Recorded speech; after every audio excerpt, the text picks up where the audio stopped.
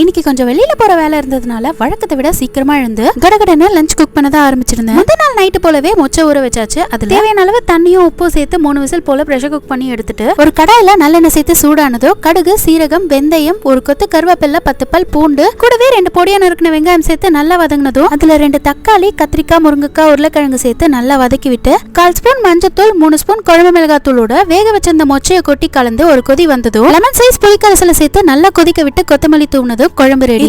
தொட்டுக்கிறதுக்கு கேரட் பொரியல் தான் செஞ்சிருந்தேன். கடைசியா இறக்கும் போது கொஞ்சமா தேங்காய், பச்சை மிளகாய், பூண்டு வச்சு அரைச்சு சேர்த்து வதக்கி செய்யும் போது டேஸ்ட் சூப்பரா இருக்கும். ட்ரை பண்ணி பாருங்க. அப்புறம் இன்னைக்கு வைகாசி முதல் நாள்ன்றதுனால பெருமாள் கோவிலுக்கு போயிட்டு 27 முறை சுத்தி வரும்போது நம்ம நினைச்சது நடக்கணும் பக்கத்து வீட்டு ஆண்டி சொல்லியிருந்தாங்க. அதனால கோயிலுக்கு போயிட்டு வந்ததும் ஹரிணி சில்வர்ஸ்ல ஆர்டர் போட்டிருந்த கொரியர் ரிசீவ் ஆயிருந்தது. ஓபன் பண்ணி பார்த்துட்டு காலையில ஒரு 10:15 மணிக்கெல்லாம் அம்மாக்கு ஜாயிண்ட் பெயின் இன்ஜெக்ஷன் போடுறதுக்காக ஹாஸ்பிட்டல் கிளம்பியாச்சு. எப்படியோ மதியம் மேல ஆயிடும்னு போகும்போதே சாப்பாடு கொண்டு போயிட்டு அங்கேயே உட்காந்து சாப்பிட்டுட்டோம். தேங்க்ஸ் ஃபார் வாட்சிங்.